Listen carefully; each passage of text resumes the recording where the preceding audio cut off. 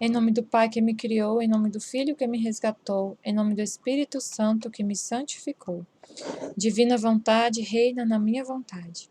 Minha mãe, eu te amo e tu me ama, dai-me um gole da divina vontade para a minha alma. Me abençoa, Mãe, para que todas as minhas ações sejam feitas diante de vossos olhos maternais. Amém.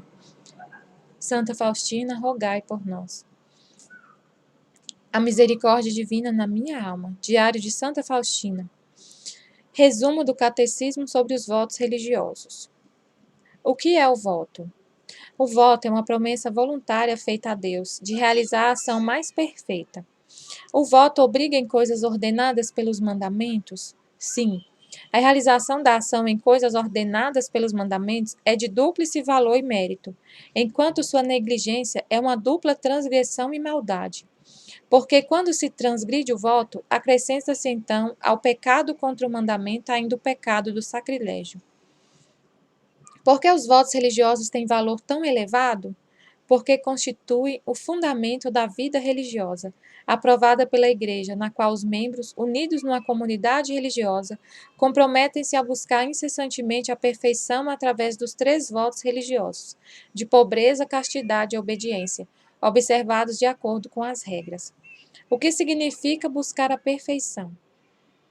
Buscar a perfeição significa que o estado religioso em si não exige perfeição já adquirida, mas obriga, sob pena de pecado, ao trabalho diário para consegui-la.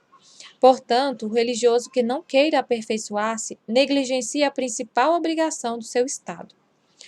O que são os votos religiosos solenes? Os votos religiosos solenes são tão estritos que apenas em casos extraordinários só o Santo Padre pode dispensá-los. O que são os votos simples? São votos menos rigorosos. Dos perpétuos e anuais dispensa a Santa Sé. Qual é a diferença entre o voto e a virtude? O voto abrange apenas o que é ordenado sob pena de pecado, ao passo que a virtude se eleva mais alto e facilita o cumprimento do voto. E ao contrário, transgredindo o voto, comete-se uma falta e uma transgressão contra a virtude. A que obrigam os votos religiosos? Os votos religiosos obrigam a buscar as virtudes e a total submissão aos superiores e às regras, em virtude do que o religioso entrega a sua pessoa à ordem, renunciando a todos os direitos sobre si próprio e às suas atividades, que dedica ao serviço de Deus. Do voto de pobreza. O voto de pobreza é a espontânea renúncia ao direito à propriedade, ao seu uso, com o objetivo de agradar a Deus. Que bens estão relacionados com o voto de pobreza? Todos os bens e objetos pertencentes à congregação. Não se tem direito ao que foi dado, coisas ou dinheiro, desde que tenha sido aceito. Todos os donativos ou presentes que forem doados a título de gratidão ou outro, por direito pertencem à congregação. Quaisquer ganhos pelo trabalho ou mesmo rendas não podem ser utilizados sem violar o voto. Quando se transgride ou viola o voto segundo o 7º mandamento, transgride-se quando, sem permissão, alguém se apodera para si ou para outros de uma coisa pertencente à casa. Quando se retém alguma coisa sem permissão, com o objetivo de apoderar-se dela. Quando, sem autorização, se vende ou se troca alguma coisa pertencente à congregação. Quando se utiliza uma coisa para outro fim que não indicado pelas superiores, ou quando se dá a alguém ou aceita-se sem licença. Quando, por negligência, destrói-se ou estraga-se alguma coisa.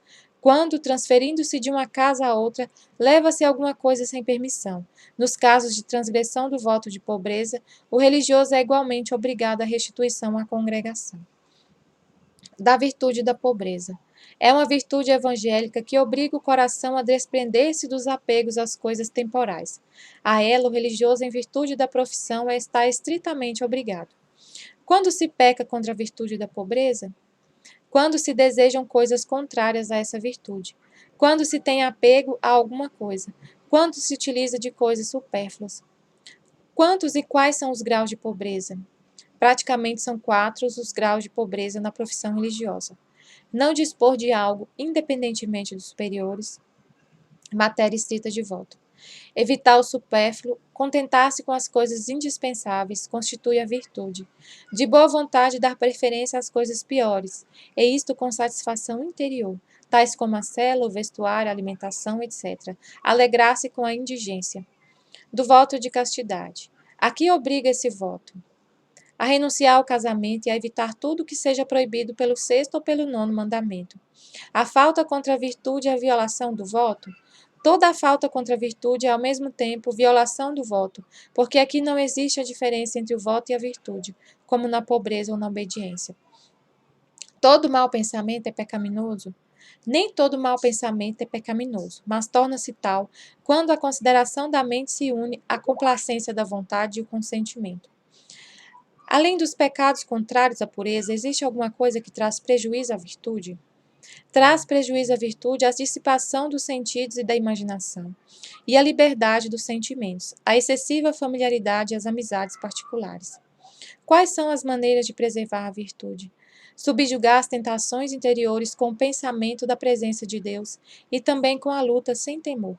E quanto às tentações exteriores, evitar as ocasiões. Geralmente existem 7 maneiras principais: vigiar os sentidos, evitar as ocasiões, rejeitar a ociosidade, afastar rapidamente as tentações, evitar todas as amizades particulares, ter o espírito da mortificação e revelar todas as tentações ao confessor. Além disso, existem 5 meios de garantir a virtude: a humildade, o espírito de oração, a preservação da modéstia, a fidelidade à regra e a sincera devoção à Santíssima Virgem Maria. Do voto de obediência. O voto de obediência é superior aos 2 primeiros, porque ele propriamente constitui uma oferta total, um holocausto, e é o mais necessário, porque constrói e vivifica todo o organismo da vida religiosa. A que obriga o voto de obediência? O religioso, através do voto de obediência, promete a Deus que obedecerá aos legítimos superiores em tudo o que lhe ordenarem de acordo com as regras.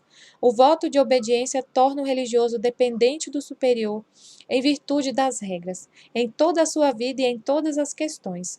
O religioso comete pecado grave contra o voto todas as vezes que não obedece a uma ordem dada, em virtude da obediência ou das regras. Da virtude da obediência. A virtude da obediência eleva-se acima do voto e abrange as regras, os regulamentos e até mesmo os conselhos dos superiores. A virtude da obediência é indispensável ao religioso. A virtude da obediência é tão necessária ao religioso que, mesmo que faça o bem, se o fizer contrariando a obediência, os seus atos tornam-se maus ou sem mérito. Pode-se pecar gravemente contra a virtude da obediência? Peca-se gravemente quando se despreza a autoridade ou a ordem do superior, e quando da desobediência decorrer prejuízo espiritual ou temporal para a congregação. Que faltas ameaçam o voto? Preconceitos e antipatias para com o superior, murmurações e críticas, lentidão e negligência. Graus da obediência. Execução pronta e plena. Obediência da vontade, quando a vontade leva a mente a submeter-se ao juízo do superior. Santo Inácio apresenta, além disso, 3 meios que facilitam a obediência.